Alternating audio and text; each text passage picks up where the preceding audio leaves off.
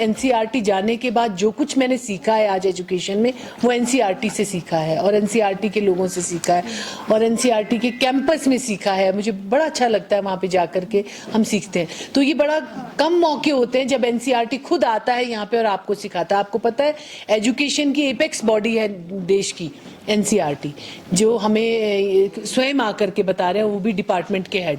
Madam आपका बहुत बहुत स्वागत है हमारे साथ। जो ये टीचर जैसे जानते हैं कि आप लोग एकेडमिक टास्क फोर्स या कहीं ना कहीं आप निपुण भारत से किसी न किसी तरह से एसोसिएटेड हैं। और एनईपी के बाद जो पहला जो प्रोजेक्ट जो लॉन्च हुआ पूरी कंट्री में, वो था फाउंडेशनल लिटरेसी न्यूमरेसी मिशन, जिसको निपुण भारत कहा गया। और उसके लिए एक गाइडलाइन बनाई और उस पर काफ़ी मिनिस्ट्री ने ट्रेनिंग की कि 5 टियर मैकेनिज़्म होना चाहिए, कि नेशनल लेवल पे एक पीएमयू होगा, फिर स्टेट लेवल पे होगा, फिर डिस्ट्रिक्ट पे, ब्लॉक पे, क्लस्टर पे और इंस्टीट्यूशंस पे। तो ये 5 साल का प्रोजेक्ट है और 2021 में लॉन्च हुआ। 2026 में कह रहे हैं कि ख़त्म होना है। और ये माना गया कि 5 साल के इस अंतराल में बच्चों को आप पढ़ना लिखना, जो कि एनईपी ने मतलब बिल्कुल सामने होके बोला कि हमारे देश में 5 करोड़ बच्चे अपने ग्रेड के हिसाब से पढ़ लिख और गणित नहीं कर पा रहे हैं। तो ये एक्नॉलेज करते हुए एक foundational literacy numeracy mission launch हुआ, जो कि 2021 में 5 जुलाई को लॉन्च हुआ था। और ये एग्जैक्टली तीसरा साल एफएलएन का है। तो हम ये देखना चाहते हैं, बट स्टेट जो कह रहा है हमने किया, क्या वो क्लासरूम तक जा रहा है कि नहीं, हम लोग ये देखने के लिए आए हैं। तो हम लोग के पास जैसा कि एक रिसर्च है जिसमें हमारा पूरा डिपार्टमेंट इन्वॉल्व है और एनसीईआरटी के और करीब 60-70 लोग इस पूरे प्रोजेक्ट में इन्वॉल्व है। और ये तीसरा स्टेट है और हम पूरी कंट्री में 2 साल का ये प्रोजेक्ट है, हम पूरी कंट्री में ये करने जा रहे हैं। तो ये तीसरा स्टेट है और हमने पहाड़ों के स्टेट हम पहले कर रहे हैं कि फिर विंटर क्लोजिंग है और फिर स्कूल्स बंद हो जाएंगे। तो थोड़ा सा मैं आपको इसके ऑब्जेक्टिव्स बताना चाहूँगी कि हम क्या देखना चाह रहे हैं ये स्टडी में। और फिर हम एक चर्चा करेंगे जहाँ पे हम आपके इश्यूज़, आपके कंसर्न्स, आपको क्या दिक्कतें आ रही हैं, ये इस पे हम बात करेंगे।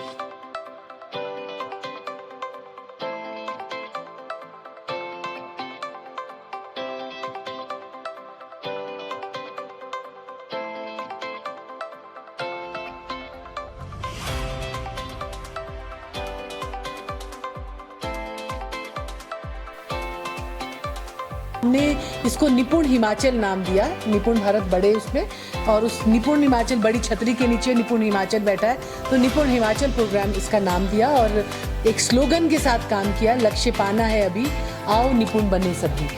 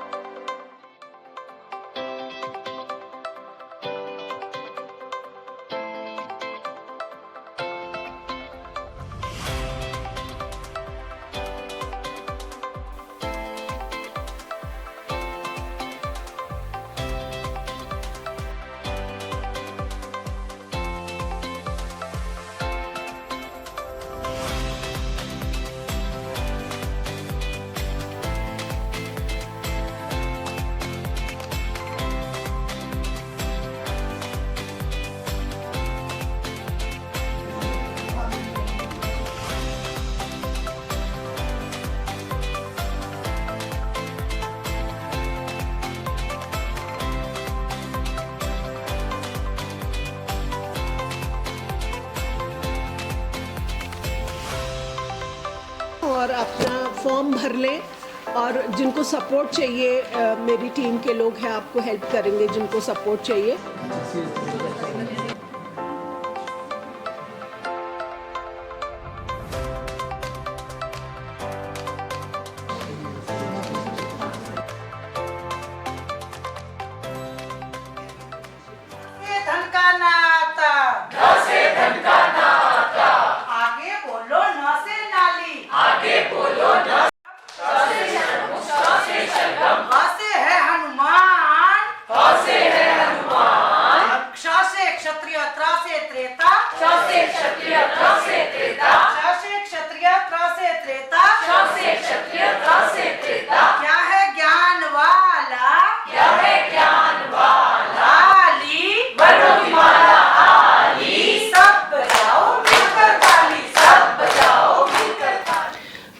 जैसा कि हम सब जानते हैं कि निपुण भारत मिशन पूरे भारतवर्ष में लागू किया जा रहा है और भारत सरकार हिमाचल में भी ये निपुण हिमाचल के नाम से लागू किया जा रहा है, जिसमें बच्चों के फाउंडेशनल लिटरेसी न्यूमरेसी के उपलब्धि स्तर को बढ़ाया जा रहा है। तो भारत सरकार ने ये स्टडी रखी जो एनसीईआरटी के द्वारा हो रही है। एनसीईआरटी स्टडी को कर रहा है कि एफएलएन मिशन को किस तरीके से, इस निपुण मिशन को किस तरीके से फील्ड में इम्प्लीमेंट किया जा रहा है, कैसी समझ बन रही है, किस तरीके से चल रहा है, क्या बच्चे उसी तरीके से सीख रहे हैं जिस तरीके से कहा गया है, जैसे लक्ष्य निर्धारित किए गए।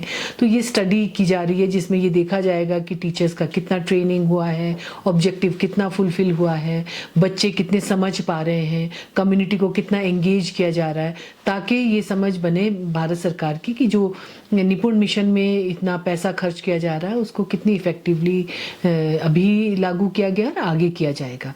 तो इसके बारे में ये कार्यशाला वन डे कंसल्टेशन मीट है और इसमें एनसीईआरटी के डिपार्टमेंट हेड जो एलिमेंट्री एजुकेशन के हैं प्रोफेसर सुनीति सनवाल आई हैं और उनकी पूरी फैकल्टी आई है, असिस्टेंट प्रोफेसर्स हैं, असिस्टेंट और बाकी लोग भी हैं, जो 8 लोग हैं, उनकी टीम आई है जो शिमला के कुछ स्कूलों में जाएगी, 5 कर स्कूलों यहाँ देखेगी कि किस तरह से इसको लागू किया गया है। फिर वो एस्पिरेशनल डिस्ट्रिक्ट चंबा जाएंगी और वहाँ पे भी 5 स्कूल देखेंगे कि किस तरह से लागू किया जा रहा है। तो इस तरह इस कार्यक्रम को आगे बढ़ाया जा रहा है।